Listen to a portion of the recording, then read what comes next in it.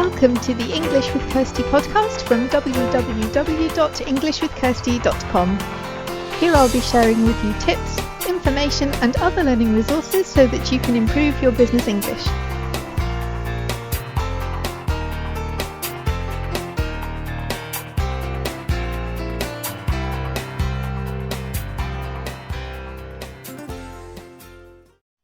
Hi and welcome to episode 137 of the English with Kirsty podcast.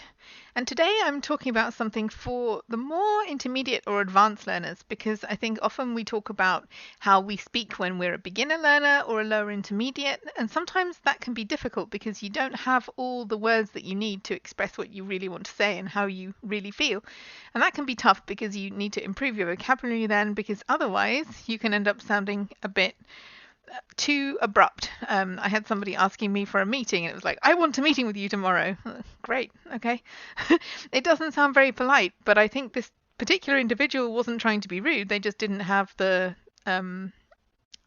didn't have enough English to know how to phrase it in a better way. Because when I was speaking with that person, they weren't like that.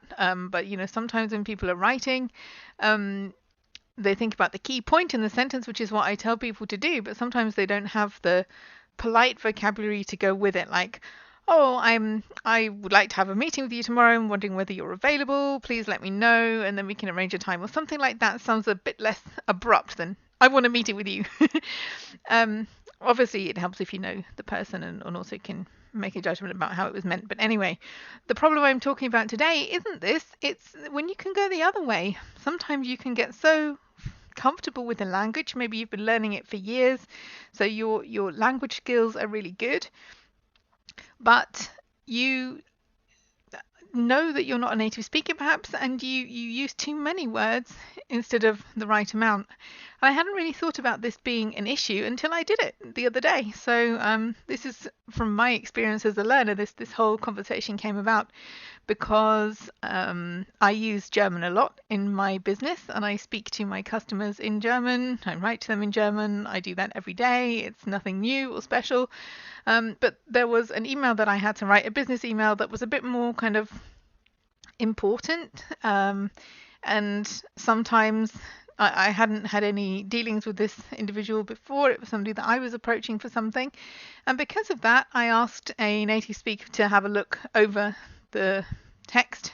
I do that sometimes, not all the time, because I would never get anything done. But if there's something that's going on the website or something that's a bit more important, I sometimes get someone to have a look at it for me, and I would do the same for them. I've got a couple of arrangements with people, and we have that kind of agreement where we help each other out with text. So I showed my text to the friend that was looking at it for me, and she gave me some suggestions, and they weren't really, there were a couple of mistakes that I'd made, and unfortunately she found them, but it was more about the style, and it really surprised me because she didn't use any words that I didn't know, but she managed to say what I wanted to say in half as many words as I had written originally. And that surprised me because I'm not like that in English. I don't waffle on. I think about what I want to say. I say it. I'm succinct. We move on to the next point usually. But when I was writing in a language that isn't my native language, I didn't do that. It was almost like I was apologizing for the fact that it wasn't my native language, and I was making it super clear and being really going into more detail than I needed to, not being as confident as I could have been or as I would have been if I'd been doing it in my own language. And I think often we can think about this problems expressing yourself in another language being that you don't say everything you want to say, or that you aren't sure how to do something so you don't say it at all. But sometimes it can go the other way. So you can seem more, maybe even less professional, because you don't come across in the confident way that you would in your own native language. And it's almost like you've got another personality. When you have other languages, okay, you don't have different personalities, but it takes time before you can really express yourself in the other language. And I don't think we ever really stop doing that. I think it can certainly get easier and better, but I think it's something we still need to think about. Certainly in social situations, I can relax more now. That doesn't mean I never make a mistake when I'm speaking other languages or German, but I'm not really aware of it. If I go out for dinner with someone or for coffee, then I just work in that language. But I think if you're in a more kind of high level negotiation or meeting or something where you're under more pressure than you normally would be, maybe in a job interview or something like that, you really want to be the best version of you. And the best version of you is the real you, not the you that's trying to come out, breaking through this shell of another language, trying to, really be who you are, I guess. And it's tough because sometimes you think people might not understand you because it's not your native language. But I had a situation just this morning where I wrote to somebody in English. English was their native language. I asked 3 questions and I got an answer to one of the questions, and I had to write back and say, thank you for that, but I asked you 2 other questions in my email and I don't seem to have a reply to those. Can we sort this out? So sometimes people, whether it's your native language or not, they won't understand you, or they won't read your email properly, they won't listen to you properly. And I think sometimes when we're using another language, we really feel a sense of responsibility that we have to make everything super clear and be almost apologetic for the fact that it's not our native language. I don't think everyone does this, but I think it's something to think about. If you're a fairly confident person in your native language, then try to be that same person in the language that you're learning, because certainly I'm sometimes not as direct in my other languages than I would be in English, because I get confidence from the fact that I can express myself and I know how to communicate the things that I want to say. I think that gives me confidence as a person, because that's never been something that I've really worried about until I started learning other languages.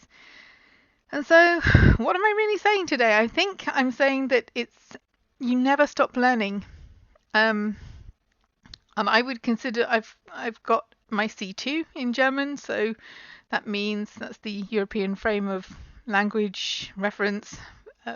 That's wrong, isn't it? Anyway, it's a way of telling where you are on the whole kind of language scale, and C2 is pretty much close to native speaker. It isn't native speaker, but it's the highest you can get.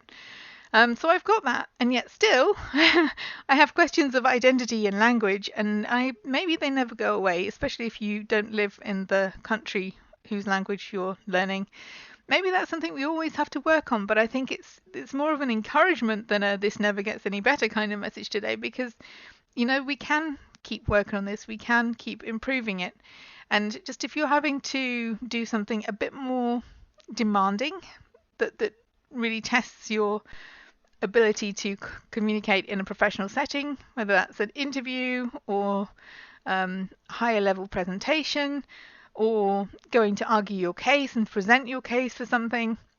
And I think it's good to not see yourself as, oh, I'm already at a disadvantage because I'm not presenting in my native language, but just to, have the confidence in you, in yourself as a person, in what you know, in the language skills that you've acquired so far, and in the knowledge and experience that you have in the field that you're in. Because I think sometimes we can lose sight of that, even if we've been doing it for years and years and we've forgotten about it.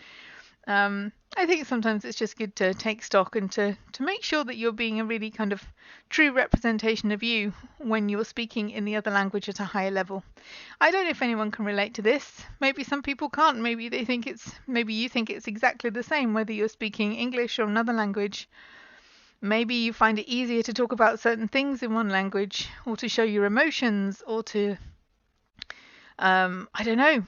But I certainly think it's something we continue to think about, and I think it's always good, even if you're somebody who's been using a language for years and years, sometimes just to get feedback from someone else. It can be a teacher, but it can just be a friend as well. Because sometimes we learn habits that we don't realize we've picked up because nobody corrects us, because we may be really fluent, and most of the time it's okay, there aren't any mistakes. But you can always learn something new. So even for people that have been learning a language for a long time, I would challenge you today and say, what else can you learn? How can you improve? Is there someone that can give you some feedback just to help you be that bit better than you were yesterday? Because I'm writing an article for my other website at the moment. I'm doing the research for it, and it's about adult learning, because in the UK we have Adult Learning Week at the end of June, and the article that I'm writing is about 3 different people doing very different things One of them is learning English, but the other two aren't. And how as an adult you can do new things or increase your knowledge in an area that you already know something about, and you should never stop learning, because it's not just something that you do at school. And that's really what I wanted to say today. If you think, oh, I've been learning English for years and I understand everything and I can communicate really easily, I think even then, like I realized with my German, there are still things that you can do to improve. That there was nothing in what I'd written that didn't make sense, but it just wasn't the best that I could do. And I know that I could have done better in my own language. So it just reminded me that we never stop learning. And that's a really good thing, because then it gives us more opportunities every day to learn something new.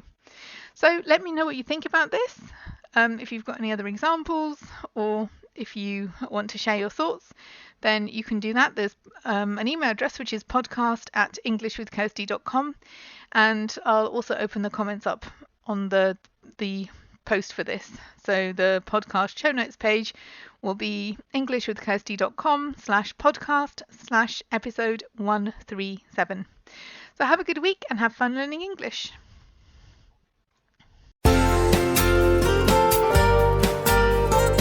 I hope you enjoyed this episode of the English with Kirsty podcast. If you have any questions or comments, my email address is kirsty@englishwithkirsty.com, or you can go to www.englishwithkirsty.com/podcast, where you'll find information about the individual episodes.